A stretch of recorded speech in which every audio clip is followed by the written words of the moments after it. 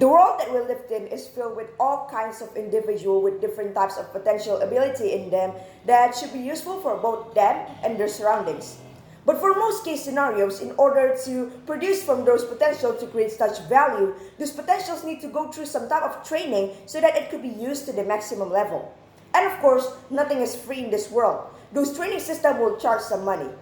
While some people doesn't experience such struggle, a lot of people ended up burying their potential just because of a mere financial issues, which leads to our debate for today.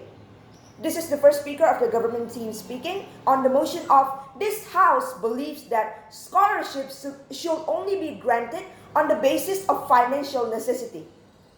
So before I start to today's debate, I would like to put some definition on the keyword for today's debate, which is number 1, scholarships, and number 2, financial necessity.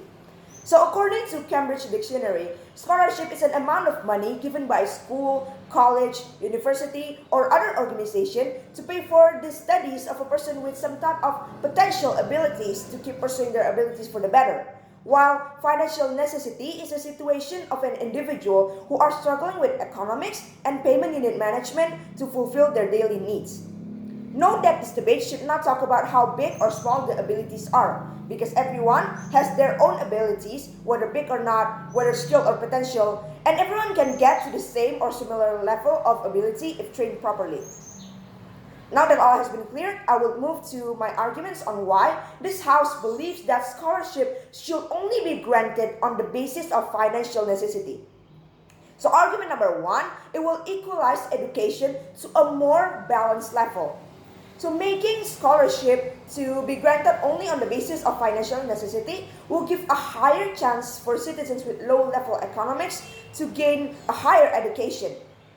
So because of the scholarship system that was granted to people with both economic levels, there creates a huge gap between education of people with more stable economics and those who are not. Here's why. There are some limits of scholarship given from an institution, common sense, right? And by giving the chance to all economic level of students, high likely students with better financial status will take most portion of the scholarship. Common sense, because they are more supported with private courses, better learning infrastructure, and better learning environment. Let's not even talk about the probabilities of bribing and connection usage so that the debate doesn't go out of motion. By means, it is obvious that with the system that the opposition side of the House supports, it creates a huge gap of education. The citizens with higher financial status is supported with private course, private training, club training, and scholarships. Yet the citizens with a rather low economic status is less supported with no course, no club, no training, and lesser scholarship. This gap will create an unnecessary conflict between citizens and an imbalanced status that will struggle improvement. While panel, the system that we provide gives chance to the people with low financial status so that they could compete in this globalization era as well. We don't see why people with no financial issues must be supported economically while they can support themselves. We would like to question the imbalanced system that opposition side of the House proposes to. So moving on to my second argument for today, which is it secures economic well-being. So scholarship can also equalize economic well-being of each citizen.